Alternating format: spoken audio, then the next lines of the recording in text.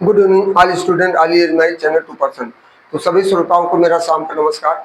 सभी श्रोताओं से हमारा विनम्र निवेदन है, हमारे चैनल पर नए है तो चैनल को लाइक सब्सक्राइब फॉलो करना ना भूलें। जैसा कि नया सब शुरू हो रहा, सभी अभिभावकों से मेरा अनुरोध है कि अपने बच्चों को बहुत सोच समझकर किसी विद्यालय में दाखिला करवाएं। वो चमक धमक पर ना जा करके वहाँ के टीचर की गुणवत्ता और वहाँ का माहौल देखकर ही प्रवेश दिलाएं। तो जैसा कि आप जान रहे हैं, ईरान इजराइल और अमेरिका का वैश्विक युद्ध चल रहा है। इसमें बहुत से भारतीय मारे गए, जिसमें 30 लाख भारतीय लगभग वापस आ चुके हैं और कुछ की लाशें आज आ रही हैं। तो इस तरह से ईश्वर से प्रार्थना करिए कि ये युद्ध जल्द से जल्द ही समाप्त हो, जिससे जो तमाम प्रकार की कमियां हैं, जैसे दिल्ली में वहाँ से लोग भाग रहे हैं, गैस एलपीजी नहीं पा रहे हैं, खाना पकाने के लिए होटलों में नहीं खाना मिल रहा है, तो हर प्रकार की समस्याएं जटिल होती जा रही हैं। तो इस तरह आज का हमारा सुविचार है, सफलता प्राप्त करना है तो खुद पर काबू पाना सीख लो। सफलता प्राप्त करना है तो खुद पर काबू पाना सीख लो। दूसरा है, व्रत रखने से स्वास्थ्य लाभ मिलता है। व्रत रखने से स्वास्थ्य लाभ मिलता है, लेकिन जो मनोकामना पूर्ण होने की अभिलाषा से व्रत रहते हैं तो वो जान ले, अगर ऐसा होता है तो हर गरीब कुछ दिन भूखा रहकर महलों का मालिक बन जाए, अर्थात अमीर बन जाए। तीसरा है, वकालत एक ऐसा पेशा है जो बड़े से बड़े लोगों को कोर्ट में बुलाने की ताकत रखता है। वकालत एक ऐसा पेशा है जो बड़े से बड़े लोगों को कोर्ट में बुलाने की ताकत रखता है। अगर बिक गया तो जमीर कैसा, और अगर डर गया तो वकील कैसा। चौथा है, पानी की तरह बनो जो अपना रास्ता स्वयं बना लेता है। पानी की तरह बनो जो अपना रास्ता स्वयं बना लेता है। पत्थर ना बनो जो दूसरों का रास्ता रोक लेता है। पांचवा, ना मेहनत में कमी करूंगा, ना हालात पर रोऊंगा, देर से ही सही पर अपनी मंजिल पर जरूर पाऊंगा। अंतिम है छठवां, इत्र मित्र चित्र और चरित्र किसी की पहचान के मोहताज नहीं होते हैं। कि इत्र मित्र चित्र किसी की पहचान के मोहताज नहीं होते हैं। ये चारों अपना परिचय स्वयं देते हैं। भाई जेपी वर्मा, आज 2 अप्रैल 2026। तो हमारा यूपीएससी एंड पीसीएस के परीक्षाओं के आधुनिक भारतीय इतिहास से विशेष उपयोगी बिंदु। लॉर्ड माउंटबेटन को ही स्वतंत्र भारत का पहला गवर्नर जनरल माना जाता है। 15 अगस्त 1947 से 20 जून 1948 तक इंडिया मीन्स फ्रीडम एवं इंडिया डिवाइडेड क्रमशः मौलाना आजाद एवं राजेंद्र प्रसाद की पुस्तकें हैं। आजादी के समय नेहरू का प्रसिद्ध भाषण ए ट्रस्ट विथ डेस्टिनी वर्षों पहले भाग्य बधू से प्रतिज्ञा की थी। स्वतंत्रता भारत की प्रथम सरकार में गृह मंत्री, देशी रियासतों के प्रमुख तथा उप प्रधानमंत्री सरदार वल्लभ भाई पटेल को बनाया गया था। स्वतंत्र भारत के गृह मंत्री थे और देशी रियासतों के प्रमुख थे। इन्हीं के नेता उप प्रधानमंत्री थे, तो इन्होंने ही छोटे छोटे रियासतों को अपने भारत देश में मिला लिया था। प्रथम शिक्षा मंत्री मौलाना अब्दुल कलाम आजाद थे और एकमात्र महिला मंत्री जो स्वास्थ्य मंत्री रही राजकुमारी अमृत कौर थी। और कानून मंत्री डॉक्टर BR अम्बेडकर थे और प्रथम प्रधानमंत्री पंडित जवाहरलाल नेहरू और प्रथम राष्ट्रपति डॉक्टर राजेंद्र प्रसाद तथा श्याम प्रसाद मुखर्जी उद्योग मंत्री थे। डॉक्टर राजेंद्र प्रसाद उस समय कृषि भी मंत्री हुए थे। और यहाँ देखिए, अब हमने बनाया है क्रांतिकारी गतिविधियों की संस्थाएं। संस्था संस्थापक वर्ष स्थान मित्र मेला बीडी सावरकर 1899 ईस्वी में कहाँ बनाया स्थापित किए थे? नासिक में। अभिनव भारत बीडी सावरकर 1906 लंदन भारत।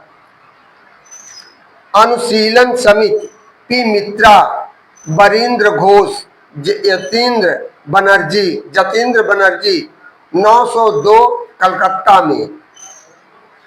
ये चौथा युगांतर बरीन्द्र घोष भूपेंद्र दत्ता 1906 कलकत्ता में स्थापित हुआ था। पांचवा भारत स्वशासन समिति श्याम जी कृष्ण वर्मा इसके संस्थापक थे और 1905 में स्थापित हुआ था। और कहाँ? लंदन में। पांचवा है भारत स्वशासन, ये हो गया। छठवां है India house Shyam ji Krishna Verma 1905 London. सतवां है अंजुमाने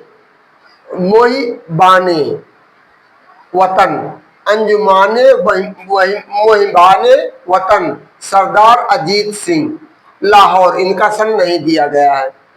आठवां इंडिया सोसाइटी मैडम कामा 1906 पेरिस। नौवां Hindu association Sohan Singh Bhakna 1913 Portland. Hindu association of America. और 10वां गदर युगांतर आश्रम सोहन सिंह भाकना लाला हरदयाल 1913 सैन फ्रांसिस्को में। और 12वां हिंदुस्तान रिपब्लिकन एसोसिएशन, इसके सचिंद्र सान्याल संस्थापक हैं। सचिंद्र सान्याल, राम प्रसाद बिस्मिल, योगेश चटर्जी 1924 कानपुर में। फिर 12वां Hindustan Socialist Republican Association Chandrashekhar Azad 1928 Delhi में स्थापित किए थे। 13वां है भारतीय गणतंत्र सूर्या सेन 1930 चटगांव। 14वां भारत नौजवान सभा भगत सिंह छबीला दास 1926 पंजाब।